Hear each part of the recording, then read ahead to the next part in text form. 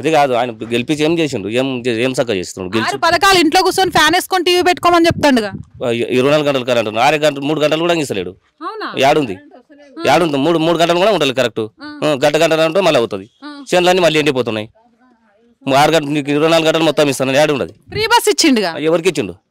పిన్ని బిడ్డ ఇందరు పోట్లే free bus లో. మేము ఫ్రీ బస్ అడిగిందమ్మా. ఆడేళ్ళు పోతున్నాం. ఆడే కొడితే ఆడేళ్ళు దిగపోరు. మళ్ళీ ఫ్రీ బస్ పెట్టినాక దిగపోరు.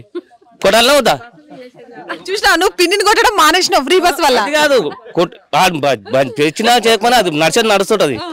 లేడీస్ కి మొత్తం పవర్ ఇచ్చిండు. కొట్టిన గ్యాస్ అన్నాడు. ఏడుంది గ్యాస్ అన్నాడు. ఏడుంది 2 లక్షలు రుణమాఫీ అన్నాడు. ఏడున్నది ఇంతవరకు. రైతు బంధు చేస్తలేడు. ఇచ్చిండంటగా 4 ఎకరాల వరకు రైతు బంధు. మొత్తం రైతు బంధు రాలేదంటే చెప్పు తీసుకొని కొడతామంటారు. మరి ముందరికి రమ్మని మేము కొడతాము. వాడు అన్నాడు కదా చెప్పు తీసుకొని కొడతామని. వాడు అన్నగా రమ్మను మేము కొడతాం. ఏడబడ్డాయో రైతు బంధు పడ్డ మేము కొడతాం పడనోళ్ళం.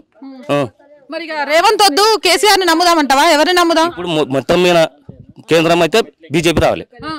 బీజేపీ వస్తుంది. కేంద్రం బీజేపీ. ఎందుకు బీజేపీ రావాలి? 500 సంవత్సరాల రామ జన్మభూమి అది ఎంత సాధించింది ఇంతవరకు.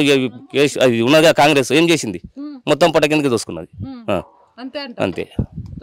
ఫిర్ ఎక్ బార్ మోదీ సర్కార్ ఇక్కడ జనాల నుంచి వస్తున్న మాట. మీరు చెప్పండి, ఓటుందా? వేసిండ్రా ఓటు? ఎవరికి వేసిండ్రు? Bharatiya Janata party. Bharatiya Janata party confirm. ఎందుకు? ఎందుకని కాదు, హిందుత్వం ఒకటి.